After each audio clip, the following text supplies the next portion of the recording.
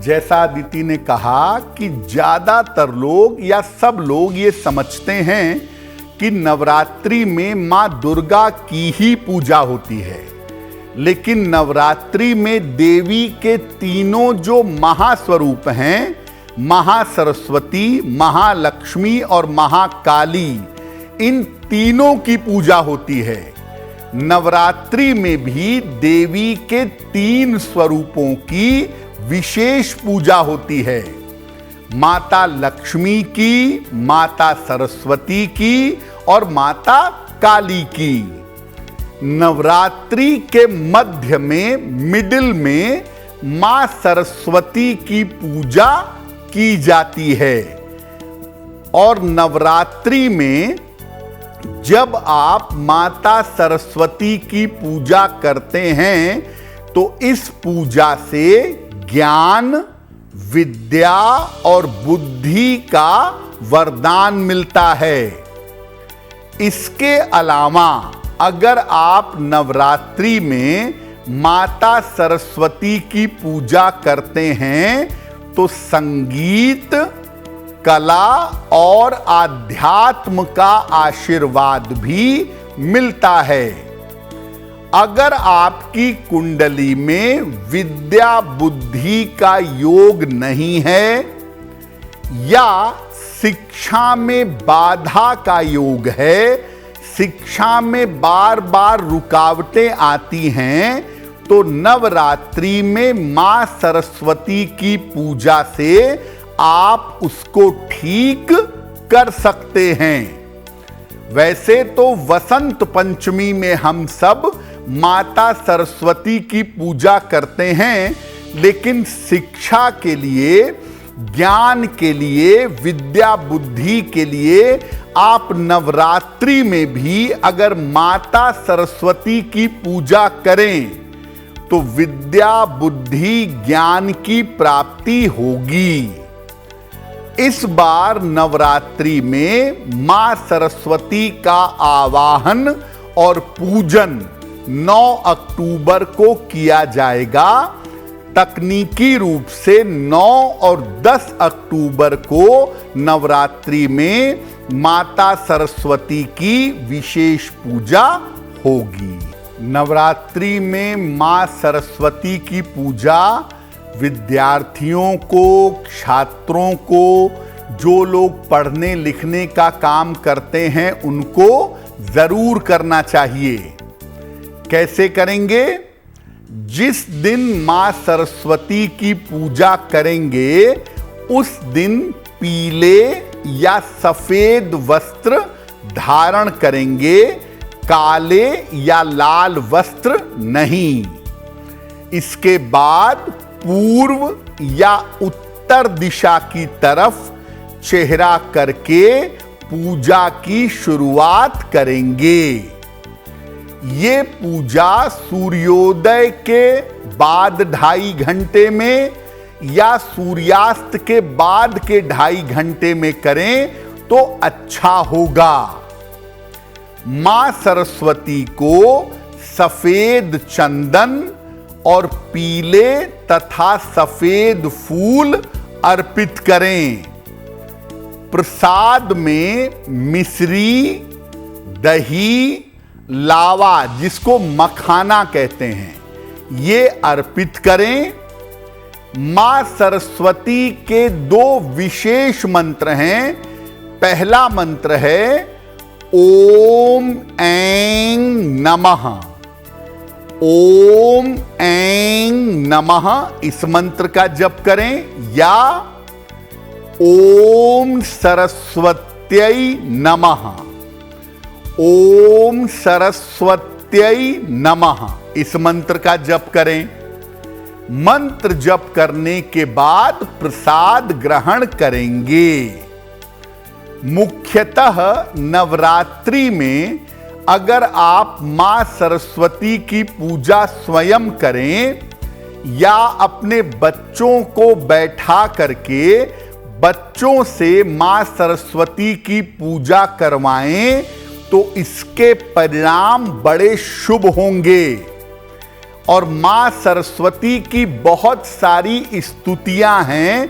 खास तौर से मां सरस्वती की जो वंदना है, या कुंदेन्दु तुषार हार धवला या शुभ्र वस्त्रावृता, इस वाली वंदना का पाठ अगर आप अपने बच्चों से करवाएं या बच्चों को सुनवाएं तो बहुत अच्छा होगा। देखिए, नवरात्रि में मां सरस्वती की कृपा पाने के छोटे छोटे उपाय हम आपको बताते हैं। पहला उपाय, अगर आपका छोटा बच्चा है या पढ़ने वाले घर में लोग हैं या जो लोग पढ़ते हैं, अगर उनका मन एकाग्र नहीं होता, अगर उनका मन कॉन्संट्रेट नहीं होता, तो क्या करना चाहिए? जिन लोगों को एकाग्रता की समस्या है, कंसंट्रेशन की प्रॉब्लम है, मन एकाग्र नहीं होता है, उन्हें रोज सवेरे सरस्वती वंदना का पाठ करना चाहिए। या कुंदेन्दु तुषार हार धवला या शुभ्र वस्त्रावृता या वीणा वरदंड मंडित करा या श्वेत पद्मासना, इस वंदना का पाठ करना चाहिए। और हर बुधवार को माता सरस्वती को सफेद फूल अर्पित करना शुरू कर दीजिए। ये जो काम है ये आप रोज करिए, वंदना रोज करिए, सफेद फूल हर बुधवार को अर्पित करिए, और ये प्रयोग आप नवरात्रि में आरंभ कर दीजिए।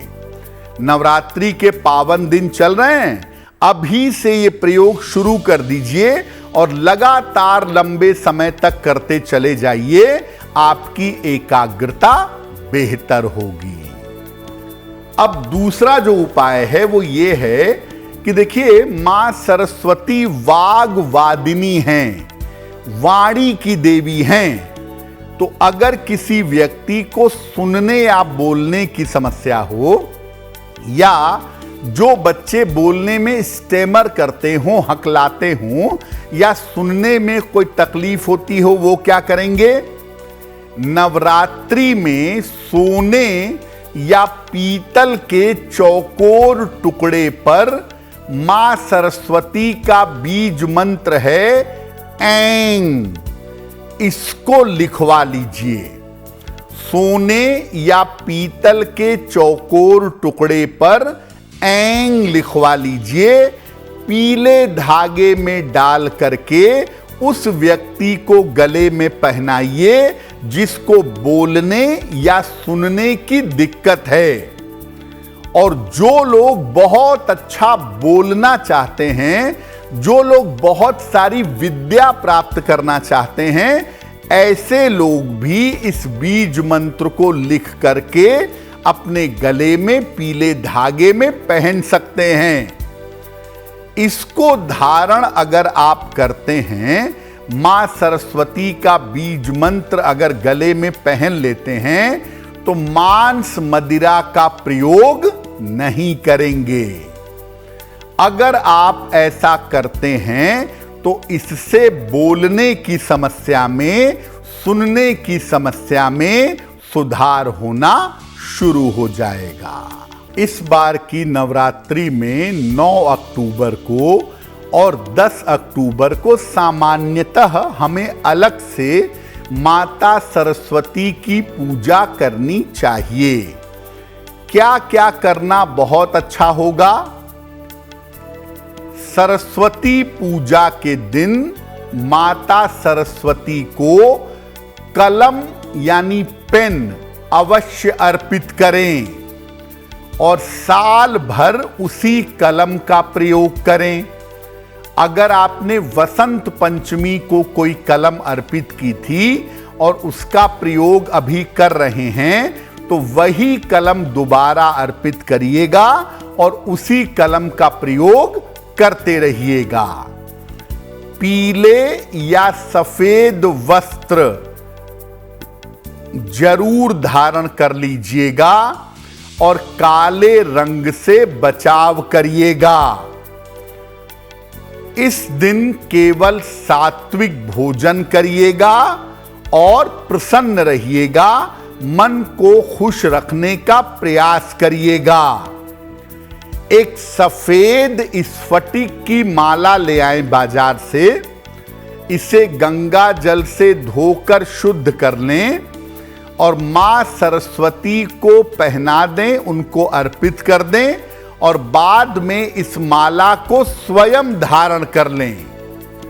अगर आप ऐसा कर लेते हैं तो सरस्वती पूजा के दिन ऐसा करने से आपका मन, आपकी बुद्धि और आपका दिमाग ये निश्चित रूप से बेहतर होता चला जाएगा।